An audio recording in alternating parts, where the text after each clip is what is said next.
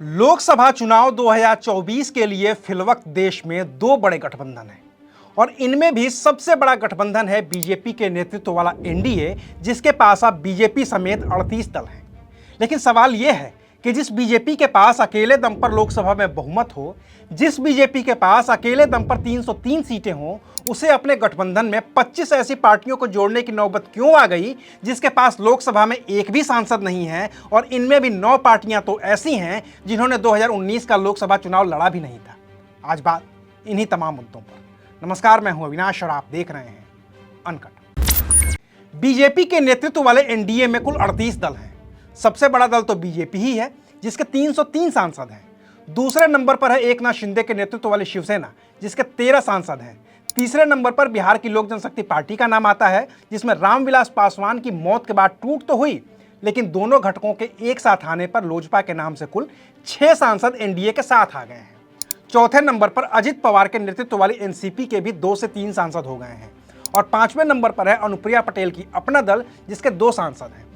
इसके अलावा मेघालय की नेशनल पीपल्स पार्टी यानी एनपीपी, नागालैंड के सीएम नेफ्यू रियो के नेतृत्व वाली नेशनलिस्ट डेमोक्रेटिक प्रोग्रेसिव पार्टी यानी NDPP, All Jharkhand Students Union AJSU, Sikkim Kranti Morcha, Naga People's Front, All India Anna Dravida Munnetra Kazhagam यानी कि एआईएडीएमके और मिजो नेशनल फ्रंट यानी कि एमएनएफ के एक सांसद हैं जो एनडीए में हैं। और इन सबको जोड़कर एनडीए के पास लोकसभा में सांसदों का आंकड़ा 330 के पार चला जाता है। और ठीक भी है कि इनके पास सांसद हैं, तो अगले चुनाव में इन दलों की जरूरत बीजेपी को हो सकती है, क्योंकि स्थितियां अब 2014 या 2019 के मुकाबले थोड़ी बदल चुकी हैं। लेकिन उन 25 दलों की बीजेपी को आखिर जरूरत क्या है जिनके पास एक भी सांसद नहीं है और इसके बावजूद उन्हें एनडीए का हिस्सा बनाया गया है?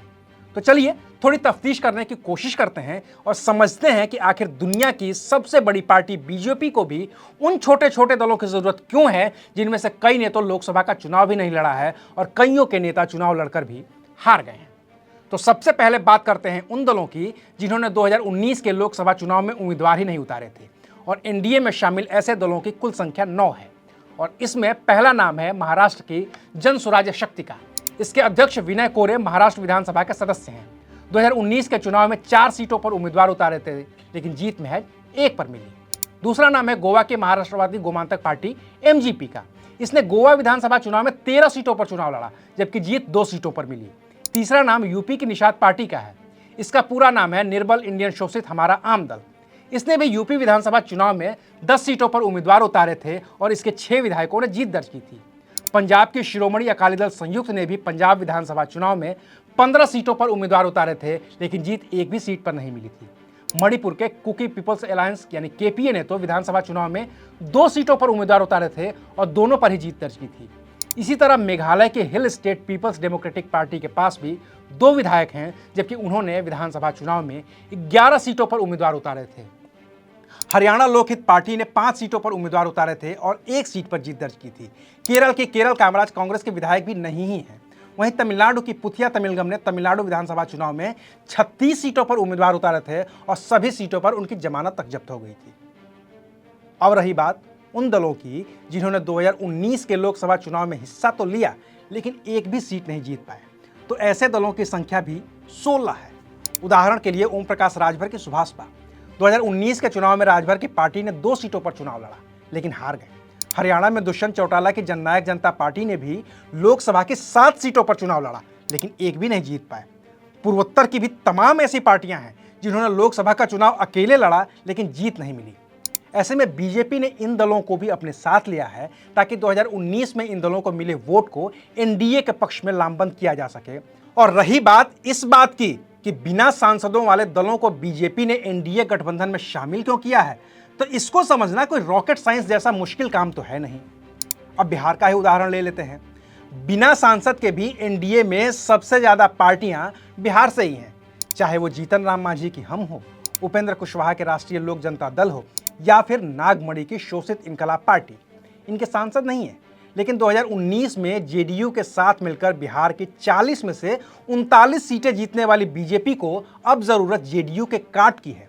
लिहाजा उसने उन छोटे छोटे दलों को अपने साथ जोड़ा है जिनका अपना जाति आधारित वोट बैंक है। यही हाल उत्तर प्रदेश का है। 80 लोकसभा सीटों वाले उत्तर प्रदेश में बीजेपी की खुद की 62 सीटें हैं। 2022 का विधानसभा चुनाव भी बीजेपी बड़े अंतर से जीत चुकी है, लेकिन पूर्वांचल के गाजीपुर, बलिया, आजमगढ़, जौनपुर और अंबेडकर नगर जैसे सीटों को बिना राजभर और बिना निषाद पार्टी के जीतना मुश्किल काम है। लिहाजा बीजेपी को इनकी जरूरत है। यही हाल महाराष्ट्र से लेकर पूर्वोत्तर के राज्यों का भी है, जहां एनडीए के घटक दल भले ही खुद से न जीत पाएं, लेकिन अगर वो बीजेपी के साथ आ जाते हैं तो एनडीए की जीत की संभावना बढ़ जाती है। लिहाजा सांसद हो न हो, विधायक हो न हो, लेकिन बीजेपी को फिलहाल ऐसी पार्टियों की बेतहाशा जरूरत है जिनका अपने अपने इलाके में जनाधार है। यही कहानी इंडिया की भी है, जिसमें विपक्ष के कुल 26 दल हैं और उनकी कहानी अगले वीडियो में। तो आज के लिए बस इतना है, फिर मिलेंगे नई खबर के साथ। देखते रहिए अनकट। शुक्रिया।